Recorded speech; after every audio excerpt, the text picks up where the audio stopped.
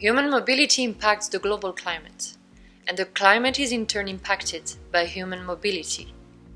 Fuel-based transport emits CO2, and electric transport raises the issue of electricity production and its environmental impacts.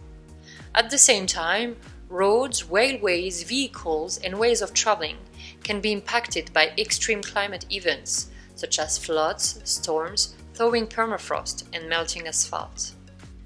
This second aspect of the dual relationship between climate change and human mobility is rarely explored, even within the scholarship on climate mobilities.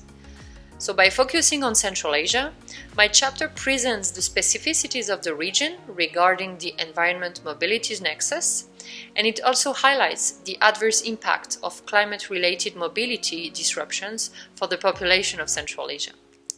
So the chapter is based on my fieldwork in Central Asia, and specifically in Tajikistan, and on press articles and scientific literature on the topic. It discusses the complex relationship between mobilities and climate change in Central Asia.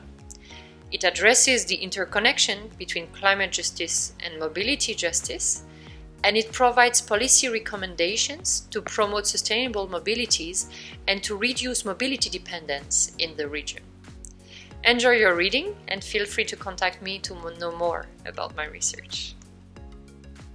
Kyrgyzstan is highly vulnerable to climate change as global warming is expected to increase at a more rapid pace than the world average. The region will suffer from more unpredictable and extreme weather events. In addition to this, post-Soviet gender norms have diminished women's social protection, their land rights and decision-making power. This chapter tells the story of women engaged in apricot production in the Issyk region and how they struggle due to changes in the weather. Unlike men in their communities, they don't have the same resources and decision-making power over the price of the products they produce or the transport arrangement. As a result, they lose out financially and also their economic independence and social status in their family and community.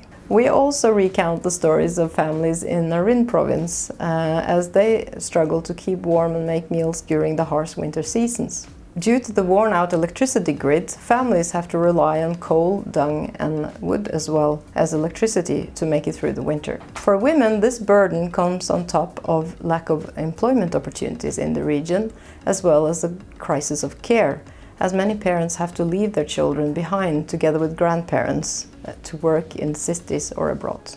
The message of this chapter is how women's struggles and well-being are not prioritized or understood by policymakers. This will have grave consequences as their vulnerability toward climate change increases, and it also lessens their ability for adaptation.